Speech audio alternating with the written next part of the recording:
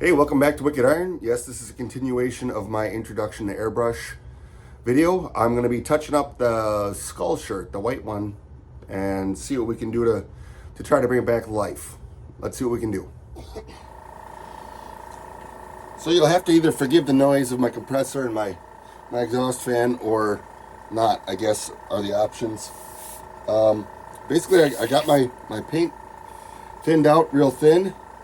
And I'm going to come in here and freehand try to get close,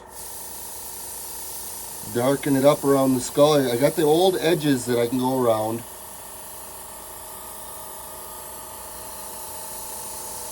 Freshen it up just a little bit, get close.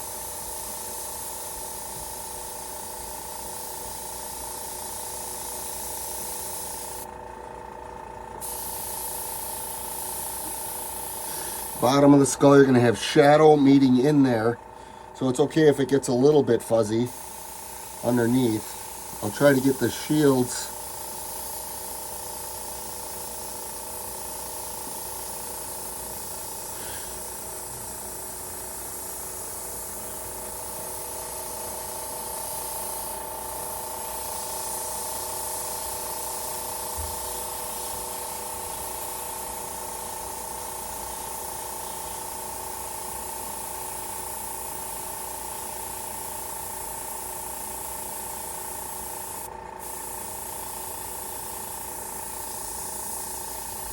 Now what I want to do here is for the teeth, give it a little, keep it a little bit off, and gives it just a little bit of a shadow in between. And it shadows the other tooth. I just screwed up there. Good thing is it's an airbrush and you can fix it. I don't know how well them lines are showing up, but it gives you a nice crisp line with shadowing on either side, gives it a little bit of depth. You got to figure out the right angle for the right tooth. Fill that in a little. I got my paint thinned out real thin, so it's not going to go on real dark right away. For me, is the best for the touch-up. We'll go down to this angle. See that vampire tooth there. Bring it around. A little shadow there. Brings it out a little bit more. I'll come up here, get up under the eye.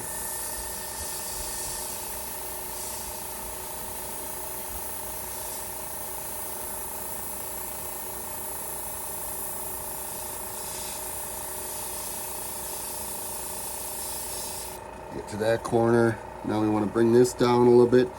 So you're going to have a little bit of light coming in there, so you want to shadow underneath a little bit. So it gives you the depth. It didn't quite work as planned, but hopefully you can see it gives the depth.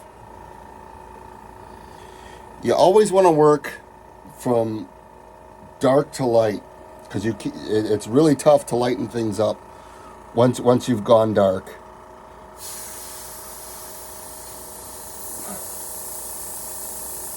You can always go darker. You always just add a little bit.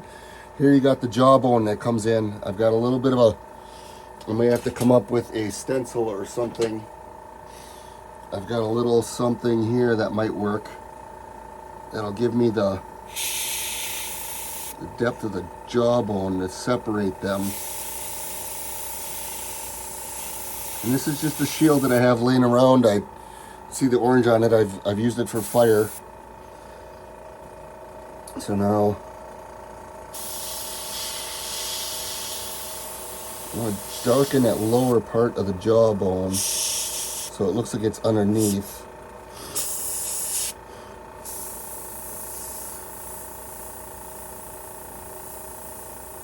Put a little line in there.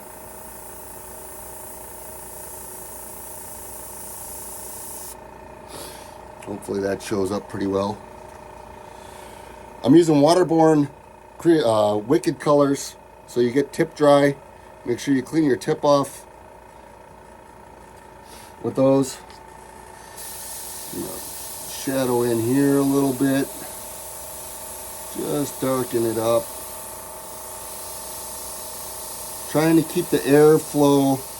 I've got a dual action, so if I push down, it won't spread paint, but if I pull back, it'll spray it. So depending on how far I pull back is how much paint will spray. So I'm just doing a very little bit. Like I said, you can always go darker. Let's give the line here. Let's bring this.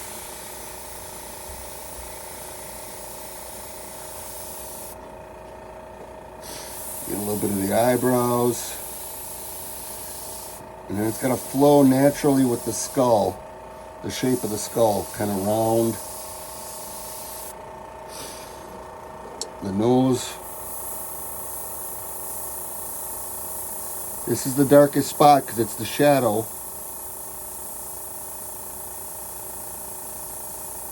And there's a little bit that comes into that part of the nose, a little bit there, and then the other side.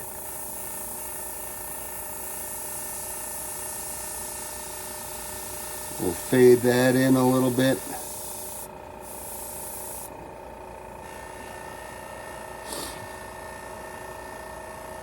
Hopefully that's showing up pretty well, kind of giving it a 3D dimension. I'm not going real dark, just trying to freshen it up just a little bit. Fix up the bullet hole here, or stake. I guess this was a vampire, so he probably got staked in the head. They didn't know they had to go for the heart. Outer eye socket.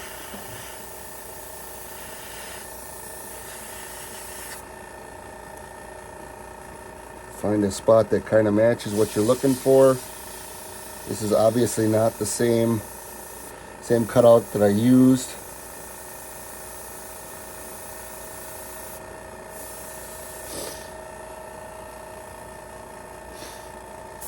Go around the top of his dome. This I want to keep further back, further away. You want to give it the shape so you can see that it's there.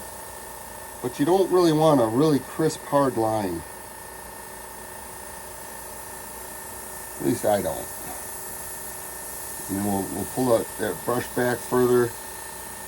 Gives it some shadow, some depth. How's that starting to look? It's really starting to stick out. Now you can go in there with white. Hit the edge of the nose, the ridge of the nose, and make sure that it sticks out a little bit further.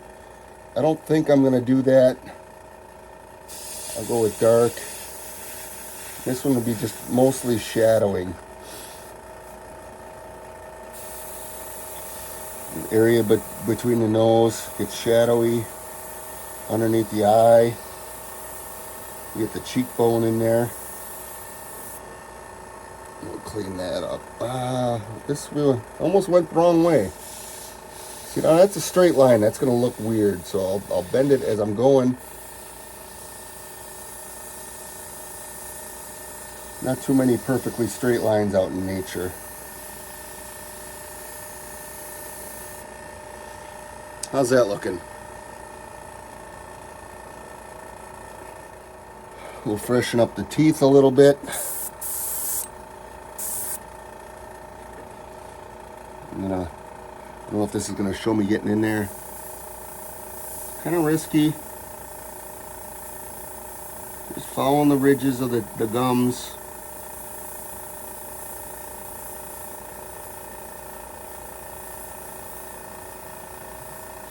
Like I said, I've got my paint very thin, and then we'll give it some depth by coming up. A lot of times I like to start almost off on something else, because you'll get that spray. If you don't clean your tip, you'll get that spray, and if you get that on a project, on a shirt, it's pretty much game over. It's really hard to fix. So we'll give a little bit of depth there. In between each tooth, that really seems to help out quite a bit.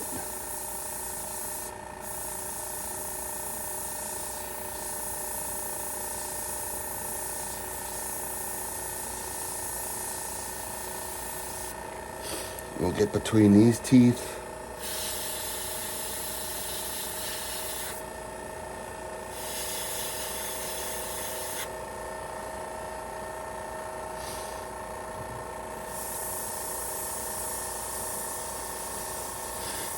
some of the bottom teeth.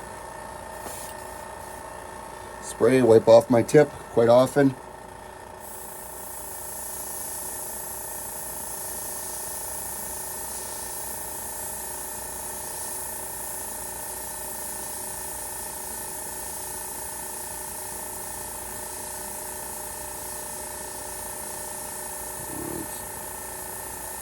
Darken up the missing tooth a little bit.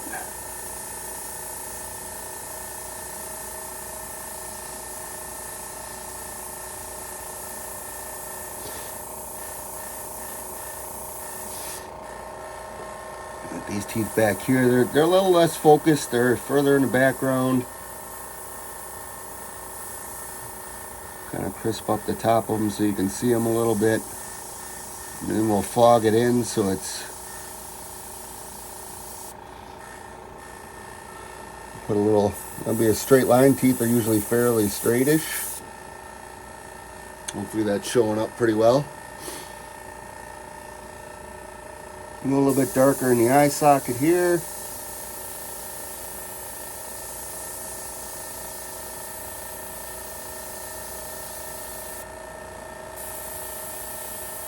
Darken this up a bit more. Throw a little bit of shadow in there.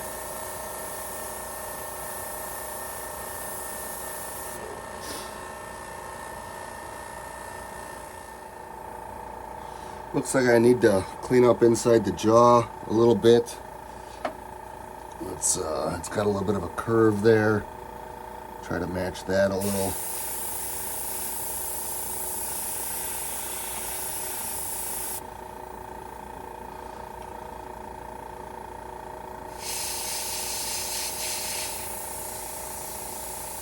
That can be fairly dark because there should be a pretty good shadow that's inside. Hopefully that's showing up, and then I'll kind of fade it out a little bit, hopefully, without ruining the teeth.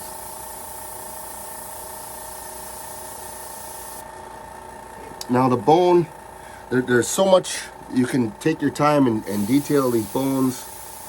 Add in what you like. I like a little line there, a little line there. I got a little bit of a shadow. I'm gonna try to keep. Make it look like the bone kind of rolls around. I'm going real light. Keep it clean. It gives me a little bit of a shadow. I want to darken this up a little bit where I got that hard line inside the jaw. Give it some chin lines. Usually I put a line underneath. Kind of fade it out a little bit. Trying to look at the camera and see how it's showing up, if it is or not. We'll go back. I'm jumping around, so it gives it a chance to dry. As it dries, the paint will get a little bit lighter or darker. Like I said, this is watercolor paint or water-based paint, acrylic. So I'm trying to make sure that it's what I want. Like I said, always start light. You can always add more. Put a little bit of a line in here.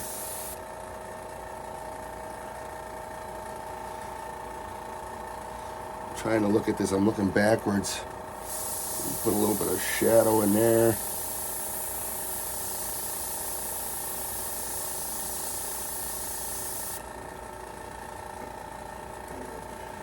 Darken up one of these cracks. Bring it out a little bit further.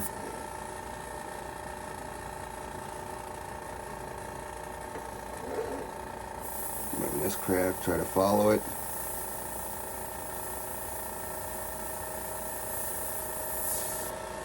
I try to, as I'm finishing up like the cracks, I let it go forward and I pull off real fast. Otherwise, there's a chance you get I don't know, I call it a spray off. If you push it forward, you'll get the line. And here I have my hand cut stencil. You can see all the old paint has been dried, mostly cleaned off. You want to make sure they're clean before you do, if it's something you're doing production work for, or something quality. This is just kind of messing around, retouching this up. We'll see how it turns out. You want to keep your stencil tight for crisp lines.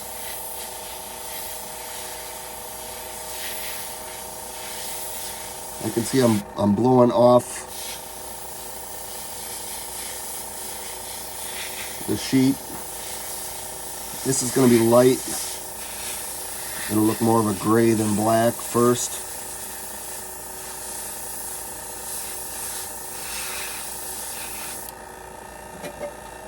I've got it. Just a simple. And now I'll go back over it again. Give it a chance to dry.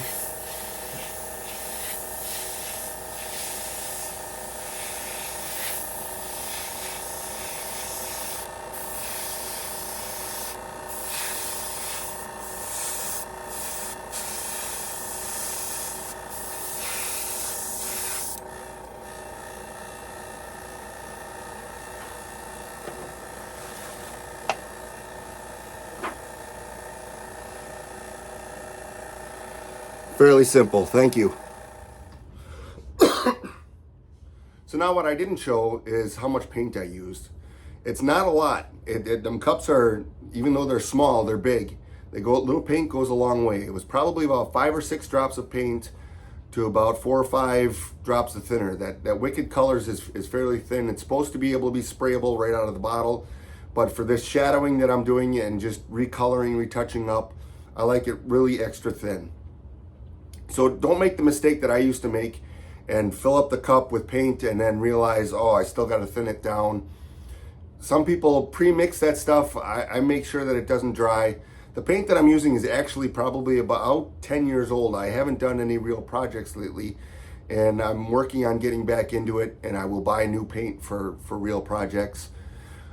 Just doing my shirts and just getting back into it right now, hopefully spreading some advice. If it's helpful, please let me know. If you see me doing anything wrong or you have tips for me, please let me know. I'd appreciate it. Thank you.